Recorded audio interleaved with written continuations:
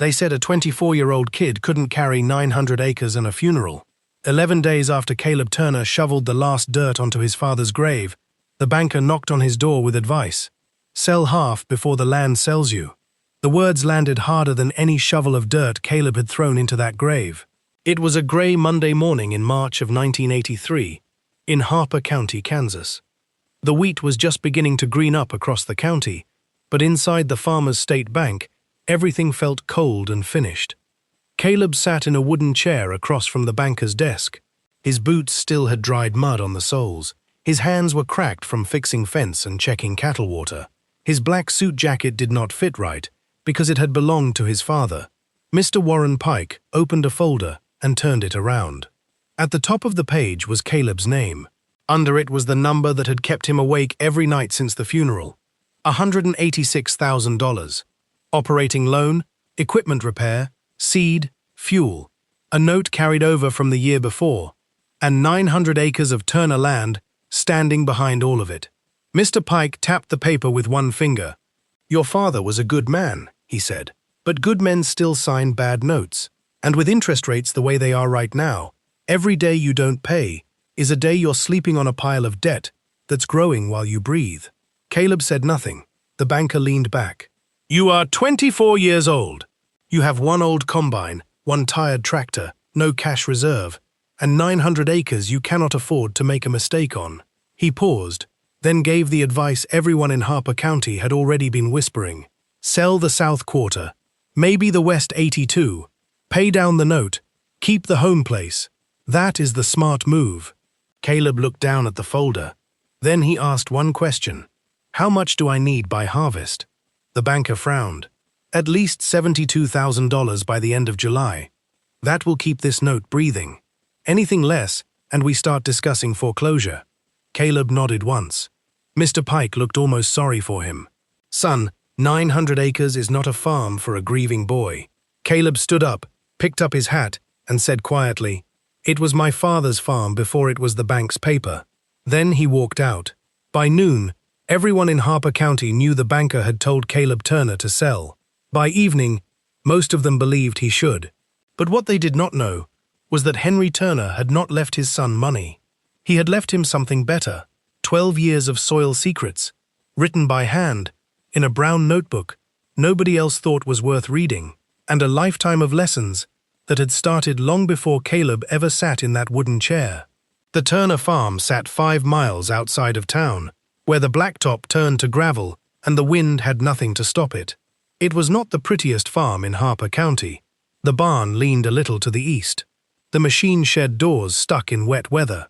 The old Gleaner combine had a header that rattled like a bucket of bolts. The Farmall 806 had faded red paint, a cracked seat, and a habit of starting only when Caleb spoke to it like it was alive. But the land itself had history. Caleb's grandfather had bought the first 160 acres after the war. His father, Henry, added piece after piece over 30 years. Not fast, not flashy, just one field at a time. By the spring of 1983, the Turners owned 900 acres. To most people, that sounded rich. But in farm country, land could make a man look wealthy, while the bank owned his sleep. Henry Turner had spent his last years fighting drought, low prices, rising interest, and medical bills. He had not been reckless. He had not bought shiny new machines or built steel bins just to impress neighbors, but even careful men could get squeezed when the weather turned against them. And now Henry was gone. That left Caleb, 24 years old.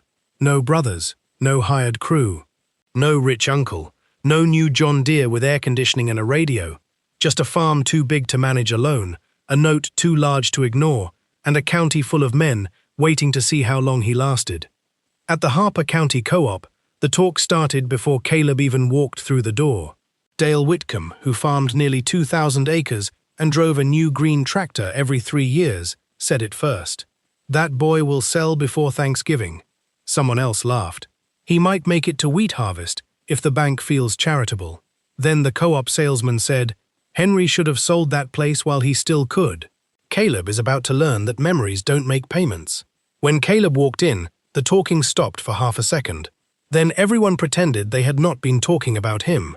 Caleb stepped up to the counter and pulled a folded list from his shirt pocket.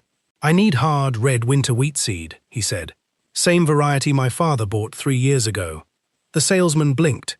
"That old line." Caleb nodded. The salesman looked over his shoulder at Dale Whitcomb, then back at Caleb. "We have newer certified seed. Better standability. Better response to nitrogen. That old stuff is not what you want if you're trying to save 900 acres. Caleb unfolded the list. "This is what I want." Dale Whitcomb laughed loud enough for the whole counter to hear. "Boy, you are not planting wheat. You are planting memories." The men at the counter chuckled. Caleb did not answer. He just paid the deposit, folded the receipt, and put it in the same pocket where his father used to keep his tobacco. That was the first time the county laughed at Caleb Turner. It would not be the last. Caleb was 6 years old when he first learned that his father was different from other men. Henry Turner did not talk much. He did not tell jokes at the co-op counter. He did not brag about his crop at the diner. He did not argue about politics or wheat prices with the other men in town. Most people thought Henry Turner was shy, or cold, or simply had nothing to say. They were wrong. Henry Turner was silent because he was listening. Every morning before sunrise, he took Caleb out to the fields. It was not a chore. It was school. "What do you hear?" Henry asked one October morning, when Caleb was 7. Caleb tilted his head. "Wind." Henry shook his head. "Wind is what everyone hears. Listen harder." Caleb tried. He heard birds, a distant tractor, the sound of dirt crumbling under his boots. "I don't know," he admitted. Henry knelt down and placed his calloused hand on his son's shoulder. "You'll learn. The soil has a voice. It tells you when it's thirsty, when it's full, when it's tired, when it's ready. Most farmers never learn to hear it. They just shout at the ground with fertilizer and plows." He paused. "But a man who knows how to listen never has to shout." Caleb did not understand that day, but a seed had been planted. By the time Caleb was 10, he could walk into a field and tell his father which sections drained well and which held water too long. By 12, he could taste the soil and know if it needed lime. By 14, he could look at the color of wheat leaves and predict whether the protein would be high or low at harvest. Henry never praised him with words. He praised him by writing down what Caleb noticed. "The boy saw the north corner drying out before I did," Henry wrote in the notebook one spring. "He's got the eyes now. Soon he'll have the ears too." Caleb found that entry years later, after his father was gone. He read it 7 times before he could turn the page. The year Caleb turned 15, he ruined the home 80. It was 1974. The spring had been unusually wet. Every farmer in the county was rushing to the fields early, eager to take advantage of the moisture. They plowed deep, applied heavy nitrogen, and seeded thick. Caleb wanted to prove himself. He had spent all winter reading books about modern farming. He had studied the newest wheat varieties. He had drawn up a detailed plan for the home 80, with a goal of achieving the highest yield the field had ever produced. "I want to run this field myself," Caleb told his father. "Start to finish." Henry looked at his son for a long moment. Then he nodded. "All right." He did not offer advice. He did not warn. He did not tell Caleb that he was about to make a mistake. He just watched. Caleb plowed the home 80 deeper than any field Henry had ever worked. He applied nitrogen at 1.5 times the recommended rate. He planted a new variety the co-op was pushing hard that year, tall, fast-growing, bred for wet ground in Missouri, not the finicky soils of Harper County. By April, the field looked magnificent. The wheat was thick, dark green, and waist-high. Caleb walked along the edge of the field with the pride of a 15-year-old boy who thought he had beaten nature. Then June arrived. A thunderstorm rolled into Harper County with 60-mile-an-hour winds. Henry's field stood firm, shorter stalks, thicker stems, deeper roots. But Caleb's home 80 collapsed completely. Every stalk of wheat snapped or lodged, lying flat on the ground like a defeated army. Caleb stood at the edge of the field and cried. He did not want his father to see, but Henry was already there. He stood silent beside his son for 15 minutes, hands in his coat pockets, eyes on the ruined field. Finally, Henry spoke. "Do you know why it fell?" Caleb wiped his eyes with his sleeve. "The wind." "No."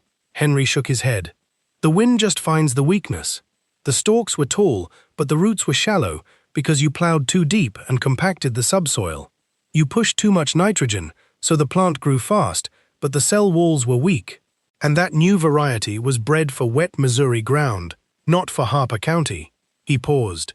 You did everything the books told you to do, but you never asked this field what it wanted. Caleb looked at his father, his eyes red. Why didn't you stop me? Henry was quiet for a moment. Because the land is the best teacher, he said. And sometimes, the best teacher has to let the student fail. He put his hand on his son's shoulder. A wise man is not a man who never makes mistakes. It's a man who remembers what went wrong and never repeats it. The next day, Henry handed Caleb his first brown notebook. It was small, plain, with a worn cover. Write, he said. Write everything you did. Write what happened. Write what you'll do different next time. The land won't remember for you. You have to remember for yourself. Caleb took the notebook. He wrote the first entry that night. Home 80, 1974. Mistakes. Plowed too deep. Too much nitrogen. Wrong variety. Lesson. Ask the field before you ask the book. That notebook would become the first of many, and that lesson, that the land itself was the best teacher, would become the foundation of everything Caleb did for the rest of his life. At the dinner table a week later, Henry broke his usual silence. You know what separates a good farmer from a great one, Caleb? Caleb looked up from his plate. Better equipment? Henry almost smiled. Memory. He tapped the table with his finger. A tractor forgets. A plow forgets. Fertilizer doesn't remember what happened last year. But a man who writes it down, he carries every season with him. Every rain, every drought, every mistake, every win. He looked at his son. Most men in this county, they farm the same year 50 times. They don't learn because they don't write it down. They trust their heads, but the head forgets. The notebook doesn't. Caleb nodded slowly. So the notebook isn't just notes. No, Henry said. It's proof. Proof that the land is still alive. Proof that what we do here matters. Proof that your grandfather's work, and my work, wasn't wasted. He leaned forward. The bank will come someday, Caleb. Maybe not this year, maybe not next, but someday. And when they do, they'll tell you this land has no value. They'll say it's just collateral. But those notebooks, he pointed toward the drawer by the kitchen table, those are the evidence. Evidence that this ground has fed this family for 3 generations. Evidence that it can do it again. Caleb never forgot those words. He did not know, that night, how soon they would matter. The last real conversation between Caleb and his father happened 3 nights before Henry died. It was a cold February evening in 1983. Wind rattled the boards of the old farmhouse. Henry lay in the bed in the main bedroom, his body worn thin from 2 years of fighting a disease the doctors could not fix. Caleb sat beside the bed, holding his father's bony hand. They had been silent for an hour. Not because they had nothing to say, but because they had spent a lifetime talking through actions, through mornings fixing equipment together, through afternoons walking the fields, through late nights writing in notebooks. But that night, Henry wanted to talk. Caleb, I'm here, Dad. The notebook. Henry's breathing was labored. In the drawer, by the kitchen table. I know where it is. Henry shook his head weakly. You don't understand. It's not just notes. It's a promise. Caleb frowned. What kind of promise? A promise that the land is still alive, that your grandfather's work, and mine, wasn't for nothing. Henry coughed, a dry, painful sound. The bank will come. They'll tell you this ground has no value, that it's just collateral. But that notebook is evidence. Evidence that this land has fed this family for 3 generations. Evidence that it can do it again. Caleb felt his throat tighten. I'm not selling the land, Dad. Henry smiled. A weak smile, but his first in days. I know you won't, but not because you're stubborn. Then why? Because you know how to listen. Henry closed his eyes. You learned to listen to the land. That's rarer than you think. They were silent for another moment. Then Henry spoke, his voice so weak, Caleb had to lean down to hear. Don't let them rush the land, Caleb. The land has its own clock. And you have the notebook. Those were the last words Henry Turner spoke to his son about the farm. 3 days later, he died in his sleep. The morning after the funeral, Caleb found the notebook in the drawer by the kitchen table, right where his father said it would be. On the very last page, Henry had written something Caleb had never seen before. The handwriting was shaky, but it was still his father's hand. "Caleb, if you're reading this, it means I'm gone. Don't be sad. I spent my whole life teaching you everything you need to know. Now it's your turn to teach them. Let the land speak. It will speak for you. Dad." Caleb closed the notebook and wept. It was the last time he cried. That night, after the funeral, after the banker, after all the whispers in town, Caleb sat alone at the kitchen table. The house was too quiet. His father's chair was empty. His coffee cup still sat on the shelf above the sink. His old cap hung on a nail by the back door. Caleb had not moved any of it. On the table in front of him was the brown notebook. The cover was stained with oil, dirt, and coffee. The corners were soft, from years of being carried in a truck, in a tractor cab, in a coat pocket. On the first page, written in Henry Turner's narrow handwriting, were 4 words: "The land keeps records." Caleb turned the page. There were field maps, rainfall notes, planting dates, soil moisture observations, wind direction, frost dates, yield numbers, places where wheat had failed, places where clover had helped, places where the soil held water longer than it should have, places where deep tillage had done more harm than good. Henry had divided the 900 acres into 6 main sections. North 160. Keep residue. Do not break crust unless absolutely necessary. East 140. Plant early. Soil warms late but finishes strong. Bottom 220. Best moisture. Watch for lodging. West 180. Weak in dry years. Do not waste money chasing it. South 120. Old clover ground. Best protein potential. Home 80. Trial field. Watch first. Decide last. And on a page marked with a strip of newspaper, Henry had written, "Dry spring plan." Under it were 3 instructions. Do not chase weak ground. Do not overfeed wheat that cannot drink. Protect the fields that can finish. And a smaller note, almost scribbled in the margin, soil on South 120 has good aggregation from those clover years. Don't plow it apart. Let the roots find their own water.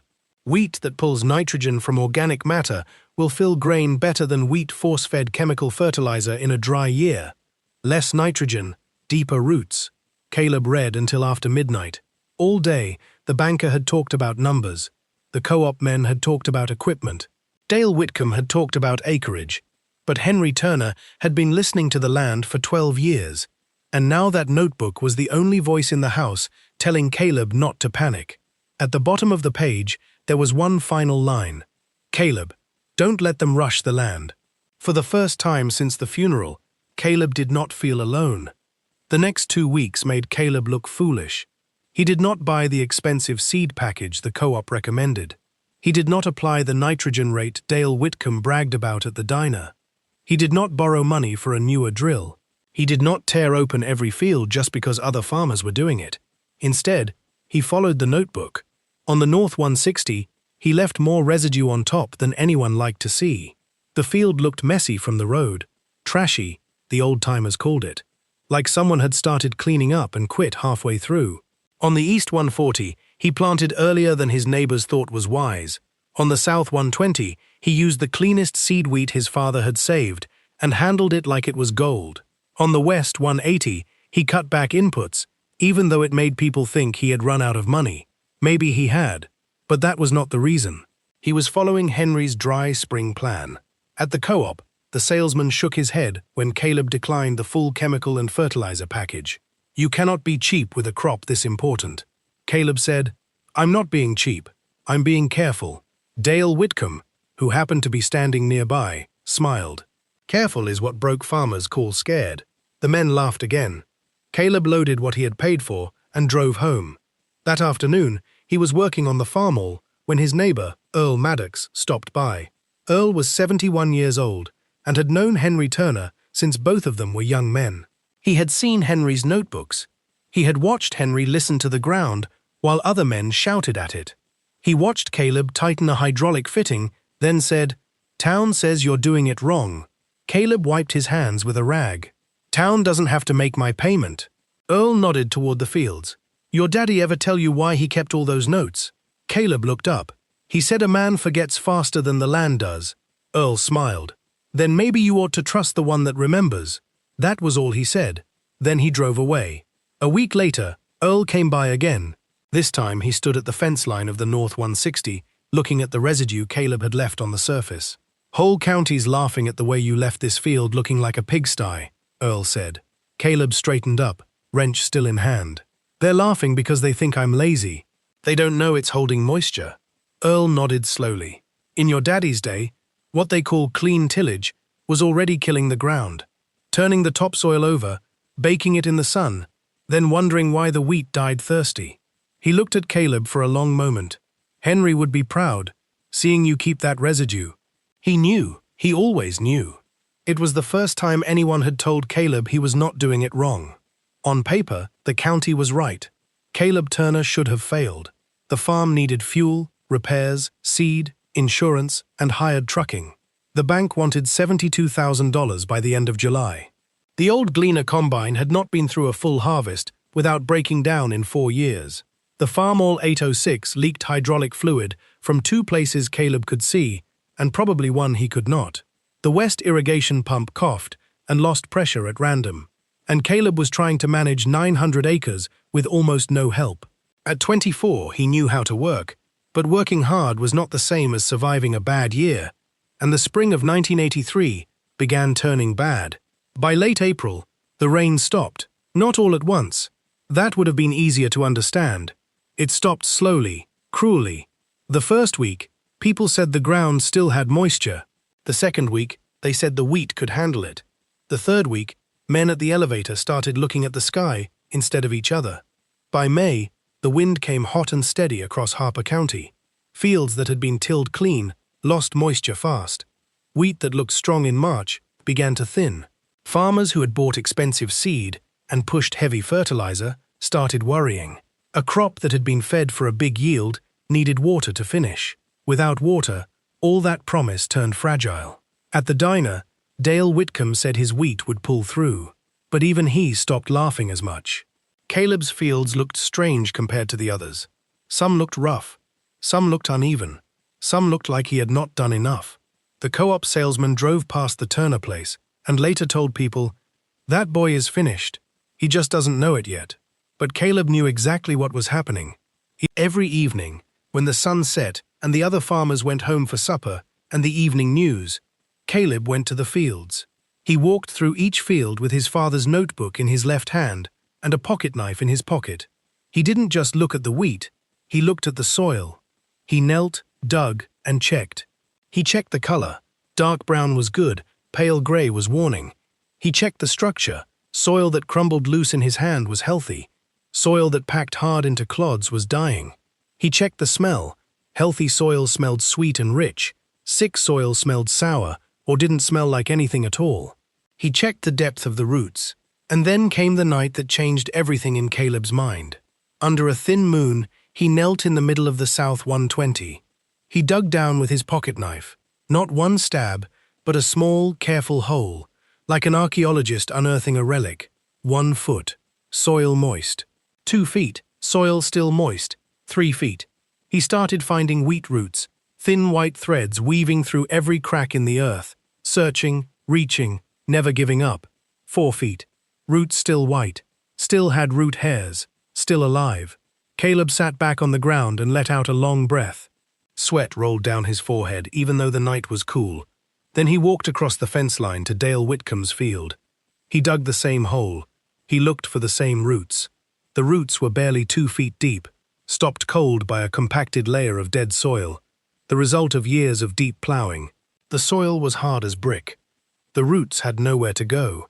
Caleb knelt there in the darkness, holding a fistful of his own soil in one hand and a fistful of Whitcomb's in the other. He wasn't trying to make every acre look pretty. He was trying to get the right acres to the finish line. That was the difference nobody saw from the road. That night, Caleb walked back to the farmhouse and wrote in his own notebook, the one his father had given him after the Home 80 disaster 9 years earlier. South 120, roots at 4 feet, still pulling moisture.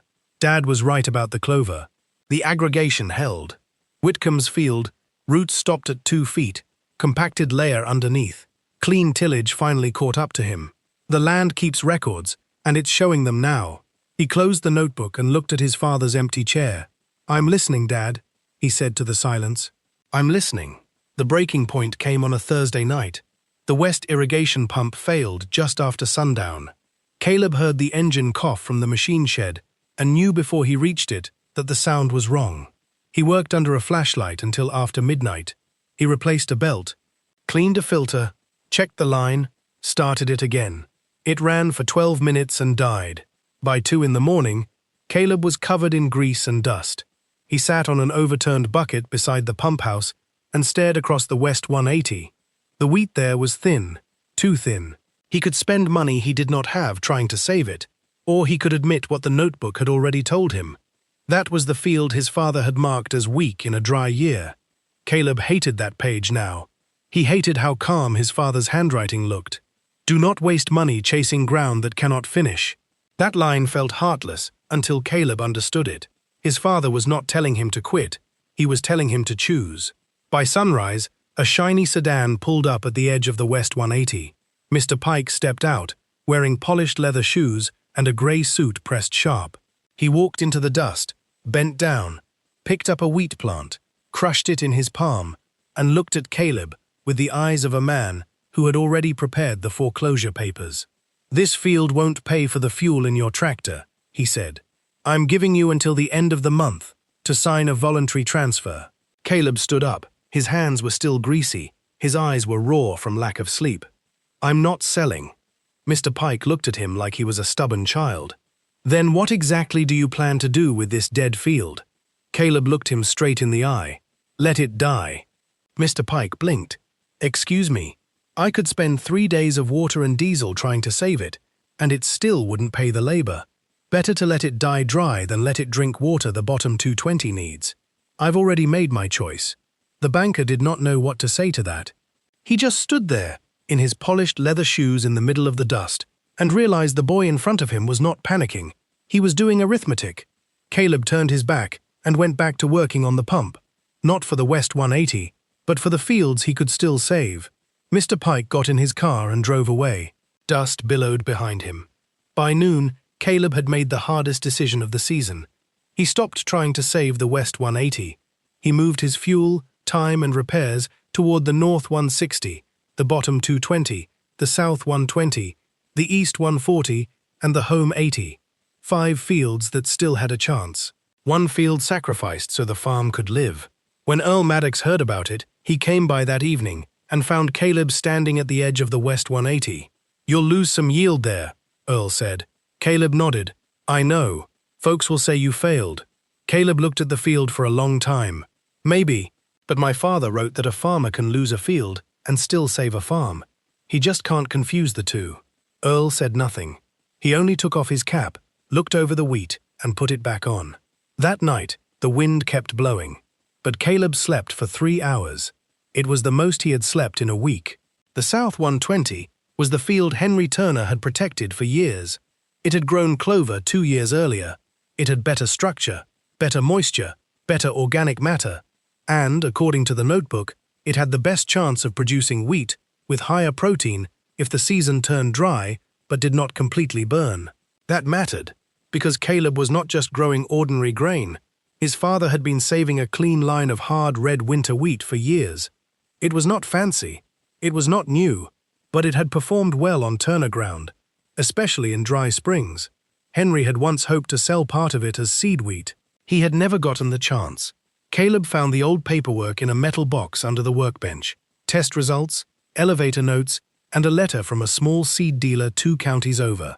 The letter was 5 years old, but the name was still readable. Miller Plains Seed Company. Caleb called the number. The man who answered remembered Henry. "Your father had clean wheat," the man said. "Good test weight, good protein when everyone else went thin. Henry Turner, he knew what he had. Most farmers don't." Caleb gripped the phone tighter. "If I can bring in a clean crop this year, would you look at it?" The man paused. "In a year like this, if it's clean and the protein is there, I'll do more than look." Then he added something that made Caleb's heart pound. "This year, everybody's wheat is shriveled. If your protein comes in above 13.5% and test weight above 60 pounds, I'll pay you time and a half the market price. There it was. A gamble. Time and a half. But only if the South 120 could do what no other field in the county was doing. That was the first time Caleb saw a way out that was not just survival. If he could grow enough ordinary wheat, he might make the bank payment. But if he could produce clean, high-protein seed wheat, even on part of the acreage, he could do something stronger. He could prove the farm still had value. Not sentimental value, real value. The kind that shows up on a settlement sheet, the kind a banker has to respect. By June, Harper County changed. The laughter faded first. Then the boasting. Then the certainty. Men who had teased Caleb at the co-op now stood at the edge of their own fields and rubbed wheat heads between their fingers, counting kernels that were too light. At the grain elevator, the manager, Tom Riley, started hearing the same thing from every farmer. Could still turn around. Need one rain. Not as bad as it looks, but it was as bad as it looked. The clean-tilled fields had suffered. Some of the heavily pushed wheat had height, but poor fill. Some fields looked good from the road, and disappointing in the hand. Dale Whitcomb still acted confident. He had too much pride not to. But one afternoon, he slowed his truck near the Turner place. He saw Caleb walking the South 120. The wheat was shorter than Dale's, not as showy, but it had color. It stood even. And when the wind moved across it, the field did not look weak. It looked ready. Dale pulled over and stepped out. He walked to the fence line, broke off a head of Caleb's wheat, crushed it in his palm, looked at the plump, hard kernels, and tasted one. His face changed. He said nothing. He got back in his truck and drove straight home. That night at the diner, someone asked him how Caleb's wheat looked. Dale shrugged. Roadside wheat always looks better than it yields. Nobody argued, but nobody laughed either. Meanwhile, the banker drove out twice. The first time, he only looked from the road. The second time, he stopped near the mailbox and watched Caleb greasing the combine. "You understand the bank cannot wait forever," Mr. Pike said. Caleb kept the grease gun in his hand. "I understand. I hear you lost the Westfield. I made a choice." The banker frowned. "That is an expensive choice." Caleb looked past him at the wheat. Not as expensive as saving the wrong thing. Mr. Pike did not know what to say to that. So he got back in his car and left. This time, he didn't issue any threats. Maybe because he was beginning to understand. The first day of harvest came hot, bright, and quiet. Caleb started before sunrise. The old gleaner coughed twice, smoked once, then settled into a rough, steady rumble. The header rattled. A belt squealed. Dust rolled over the cab. Caleb's shirt stuck to his back by 9 in the morning, but the wheat fed clean. Earl Maddox showed up without being asked. Behind him came Earl's grandson with an old grain truck. Then came Mrs. Hanley from the church, with sandwiches wrapped in wax paper. Then came Tom Riley from the elevator to check moisture. Caleb looked at them and said, "I can't pay much." Earl climbed into the truck. Didn't ask. They started on the South 120. The first truckload went to Harper County Grain just after lunch. Tom Riley ran the sample. He checked moisture, then test weight, then protein, then the falling number. He looked at the numbers and frowned, not because they were bad, because they were too good for the year Harper County was having. "Run it again," he told the young man beside him. They ran it again. Same result. Moisture, 12.5%. Test weight, 62 pounds per bushel. Protein, 14.2%. Falling number over 350. Bread wheat quality. In a drought year. When the weight ticket printed, Tom held it in his hand for a long moment. Then he looked out the office window at Caleb's dusty truck. "That came off Turner ground?" The young man nodded. Tom said, "Bring me the next load before I believe it." The next load came. Then another. Then another. By late afternoon, people at the elevator had started noticing. Dale Whitcomb's trucks were there too. His wheat was respectable, but not close. Not in test weight. Not in protein. Not in yield. When Caleb walked into the elevator office to sign the tickets, Tom Riley laid 3 of them side by side. "Caleb," he said quietly, "do you know what you've got here?" Caleb wiped dust from his face. "Enough to make a payment?" Tom looked at him. More than that. By the 4th day of harvest, the story had moved faster than a prairie fire. At first, people said the elevator scale must be off. Then they said Caleb must have harvested only the best field first. Then they said the yield would fall apart when he got to the rest. But the tickets kept coming. The bottom 220 held. The North 160 surprised everyone. The East 140 finished better than fields that had looked prettier from the road. Even the Home 80, Henry's old trial field, came in strong. Only the West 180 was weak. But Caleb had already planned for that. He had not wasted the season trying to make a weak field look proud. He had protected the fields that could finish. At the elevator, farmers began standing closer when Turner trucks rolled in. Nobody said much. They just watched the numbers. Tom Riley finally posted the running average on a clipboard behind the counter. By then, even Mr. Pike from the bank had heard enough to drive over. He stood near the scale house in his suit, looking uncomfortable among men in dusty caps. Dale Whitcomb was there too. He did not joke. He did not smile. He watched as another Turner truck pulled onto the scale. The printer clicked. The ticket came out. Tom Riley read it. Then he looked at Caleb. 71 bushels an acre average across the harvested ground. A murmur moved through the room.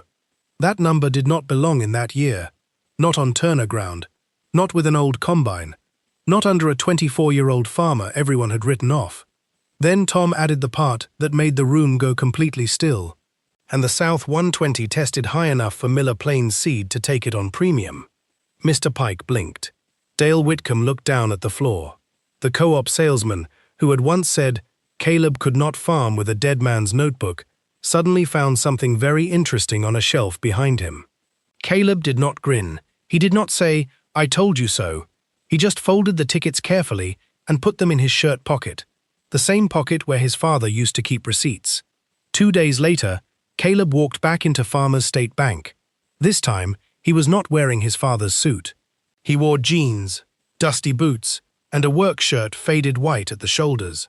Mr. Pike looked up from his desk. For a moment, neither man spoke.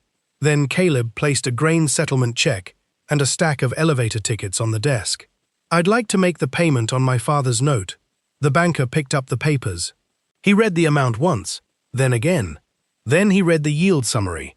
Then the seed wheat premium contract. His expression changed slowly, like a man realizing the numbers in front of him were stronger than the opinion he had carried into the room. "This is from this season?" Caleb nodded. "Turner ground?" "Yes, sir."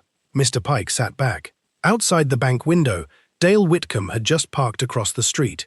He had likely come to discuss refinancing, or maybe to ask about land. Nobody ever knew for sure, but he saw Caleb through the glass. He saw the banker holding the settlement check, and he did not come inside. Mr. Pike cleared his throat. "This covers the required payment." Caleb nodded. "And the late interest." The banker looked at him. "Yes, it does." Caleb waited.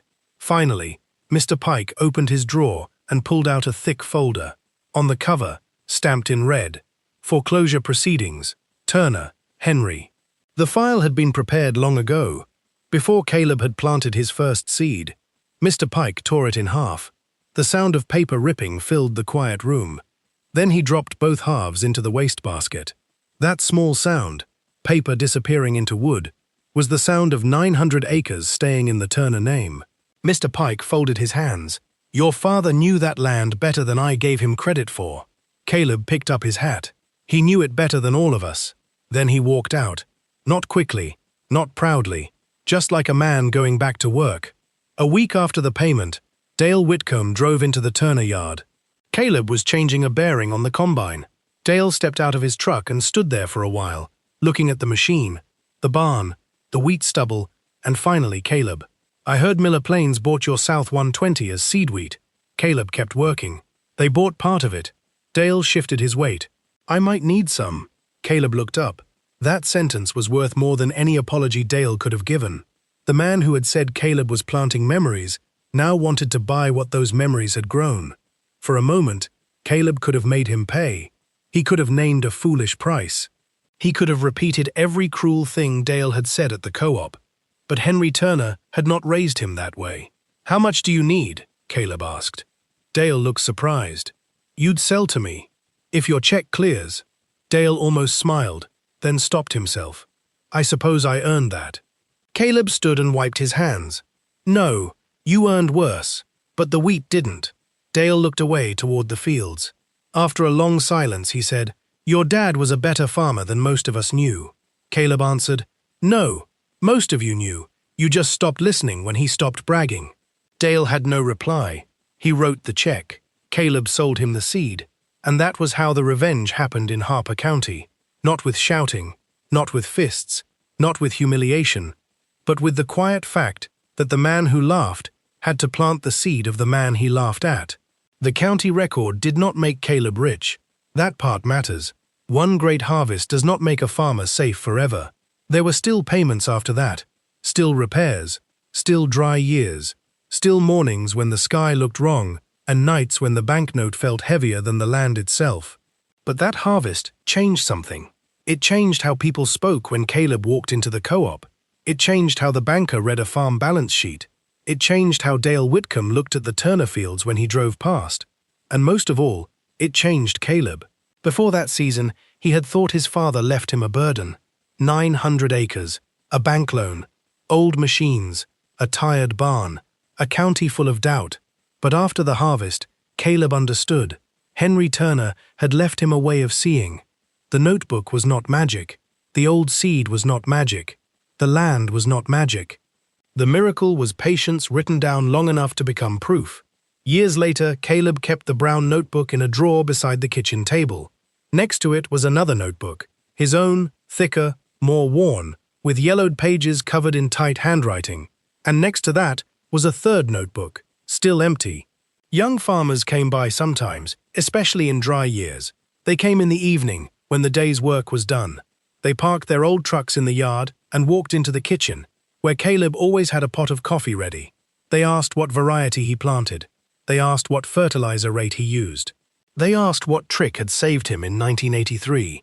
And Caleb would open the notebook and show them page after page of rainfall, field notes, failures, changes, and small decisions nobody had noticed at the time. "This isn't a trick," he said. "This is 20 years of paying attention." He showed them the pages about rainfall, not just numbers, but notes on how the soil responded after each rain. He showed them the pages about wind direction, not just direction, but speed and time of year. He showed them the pages about failure, the years the wheat died, the fields that were abandoned, the mistakes that had been corrected. One evening, a young farmer named Marcus, 26 years old, just inherited his father's farm, asked Caleb a question that made him pause. "Did you ever want to quit?" Caleb was silent for a long moment. "Every day," he said. "Every single day in the spring of 1983. Every day the wind blew and the rain didn't come and the bank called. Every day I saw Dale Whitcomb's truck drive by and remembered what he said. Every day I sat in this kitchen and looked at my father's empty chair." Marcus looked down at his hands. "Then what kept you going?" Caleb reached into the drawer and pulled out his father's notebook. He opened it to the last page, the one with Henry Turner's shaky handwriting. He set it in front of Marcus. "Caleb, if you're reading this, it means I'm gone. Don't be sad. I spent my whole life teaching you everything you need to know. Now it's your turn to teach them. Let the land speak. It will speak for you." "Dad," Marcus read it, then read it again. When he looked up, his eyes were wet.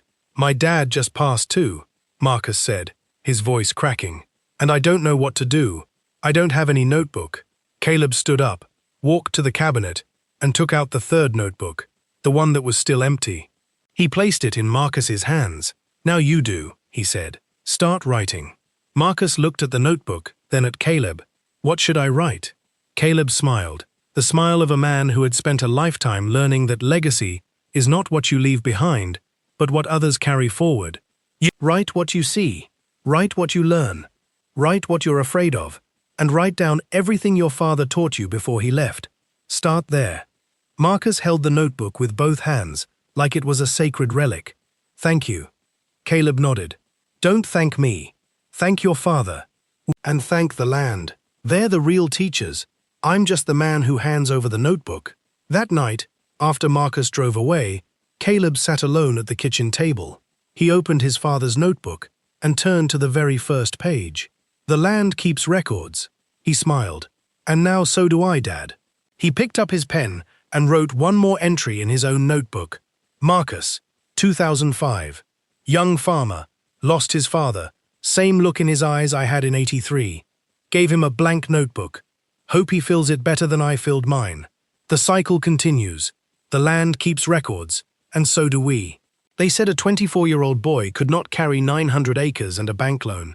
But by the end of harvest, Harper County learned the truth. Sometimes the land does not need a richer man. It needs the right one. And the right one, it turned out, was the kid the whole county had overlooked. The kid who still knew how to listen.